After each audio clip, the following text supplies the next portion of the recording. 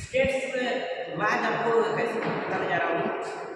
जो नई शिक्षा नीति के प्रथम सेमेस्टर के स्टूडेंट का मैं वेलकम भी करता हूँ और छठा साहू जी महाराज विस्तार से संबंधित सभी स्टूडेंट्स जिन्होंने जूलॉजी सब्जेक्ट लिया हुआ है उनका वेलकम।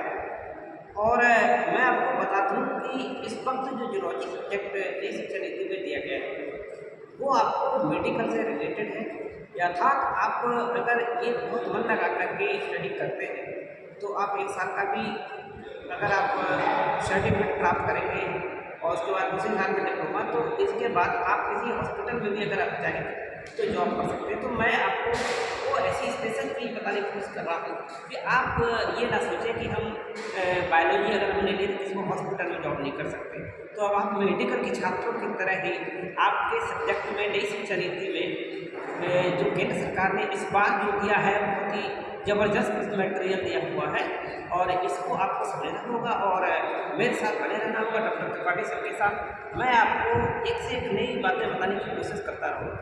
यहाँ पर मैं बताने जा रहा हूँ जंतु विज्ञान के बारे में, जूलॉजी के बारे में। फर्स्ट सेमेस्टर के आपका जो सिलेबस है साइटो जूलॉजी है वो साथ में जेनेटिक्स के साथ में इन्फेक्शियस डिजीजेस, और मैं यहाँ पर बताने जा रहा हूँ इन्फेक्शियस डिजीज के बारे में, संक्रामक रोग के बारे में। हमारे यहाँ सबसे ज़्यादा जो परेशानियाँ हैं, सबसे ज़्यादा जो जीव की अगर गिनती देखें तो ये संक्रामक जीव ही इस दुनिया में ब्रह्मांड में सबसे ज़्यादा पाए जाते हैं। बहुत जो जीव सबसे छोटा होता है उसकी गिनती इतनी ज़्यादा होती है, बहुत डेंजरस वही होता है। तो यहाँ पर आकर सारे हिंदुस्तान के बच्चे अगर नई शिक्षा नीति के तहत अगर ये संक्रामक रोगों के बारे में शुरू से ही समझने लगेंगे तो उनसे कोई भी गलतियाँ नहीं होंगी, ये संक्रामक रोग से बचाव का प्रयास करेंगे। तो जितनी भी हमारे दुनिया में बीमारियाँ भी होती हैं उसमें बहुत बड़ा भाग पार्ट होता है इन संक्रामक रोगों का ही होता है। इन संक्रामक रोगों से अगर हमने अपनी सुरक्षा कर ली सफाई से, साफ सफाई से, तो आप ये मान के चलिए कि हम लोग बीमार हैं। मैं अब आता हूँ सीधे टॉपिक पर, संक्रामक रोग आपको यहाँ पर संक्रामक रोग में सबसे पहले मैं आपको वायरस के बारे में बताऊँगा, फिर मैं आपको वायरस के बारे में जीवाणु के बारे में बताऊँगा। जीवाणु के बारे में कवक है, प्रोटोजोआ है और कृमि है। ये बहुत इम्पोर्टेंट जो आपकी लाइफ को ह्यूमन और चाहे जो भी जीवित जीव हैं इन सबको, चाहे यहाँ तक कि प्लांट्स को भी ये बहुत डिस्टर्ब करते हैं और सारे के सारे जो भी सिस्टम डिस्ट्रॉय करते हैं। तो इन्हीं का पूरा खेल चलता है। अब आपको देखना है, मैं बहुत ही बारीकी से एक एक चीज़ बताने की कोशिश करूँगा आपको। अगर आप किसी कंपटीशन में आइए, इसकी कंपटीशन में जाना चाहते हो, मेडिकल के भी कंपटीशन में जाना चाहते हो, ये बहुत छोटी छोटी सी बारीक बातें मैं बताने की कोशिश कर रहा हूँ, इसको आप देखिए। और डॉक्टरों में ज़्यादा कोई बात नहीं, लेकिन मैं इसको आपको कोशिश कर रहा हूँ। यहाँ पे देखिए एक शब्द है वायरस, विषाणु। वायरस क्या चीज़ है?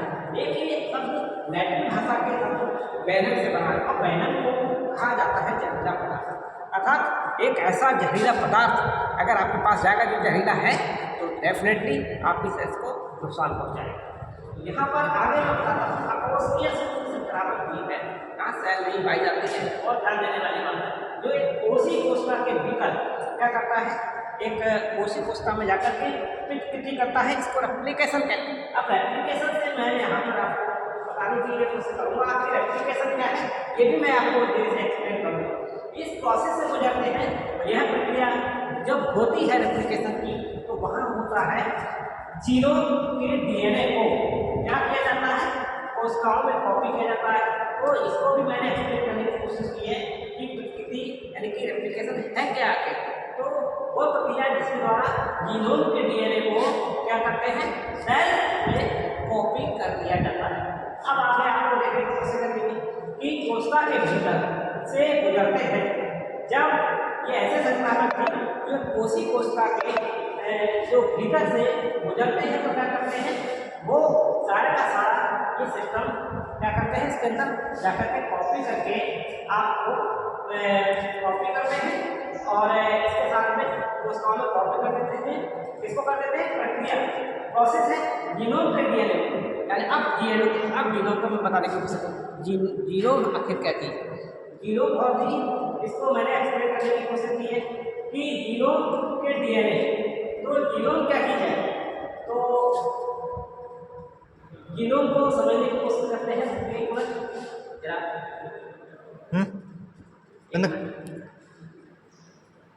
इसके अंदर क्या होता है कि 3164.7 एम इसके अंदर पाया जाता है न्यूक्लियोटाइड। कितना पाया जाता है? 3164.7 एम यानी कि मिलियन न्यूक्लियोटाइड पाया जाता है जीनोम के अंदर। और साथ में अब आपको देखना है, इधर मैंने डीएनए को एक्सप्लेन करने की कोशिश की, डीऑक्सीराइबोन्यूक्लिक एसिड है। तो यहाँ पर किसी भी सेल के विभाजन होने से पहले, जब सेल विभाजित होती है उससे पहले ही उसे अपने संपूर्ण जीनोम की क्या बनाना पड़ता है? एक कॉपी बनानी पड़ती है। तो वो क्यों बनाते हैं? जिससे कि जो उसकी डॉटर सेल तैयार होती है, तो वो डॉटर सेल का अपना सेल का जीवन पूरा हो उससे पहले क्या करेगा? पूर्ण जीनोम के साथ समाप्त हो, उसके पास पूरा जीनोम होना चाहिए, वो जीनोम कहते हैं। अब मैं जीनोम को एक्सप्लेन करूँगा, तो उससे पहले ये जान लीजिए ये प्रक्रिया जो प्रकृति वाली मैंने रेप्लिकेशन की बता रहा हूँ, ये कहाँ से होती है, कब होती है? जो माइटोसिस प्रोसेस होती है, तो उस वक्त माइटोसिस के साथ समय जो साइटोकाइनेसिस साइकिल चल रही होती है उस वक्त होती है। और ये जो डीएनए जो था, डीएनए के समस्त चीज़ों का यहाँ पर क्या पाया जाता है?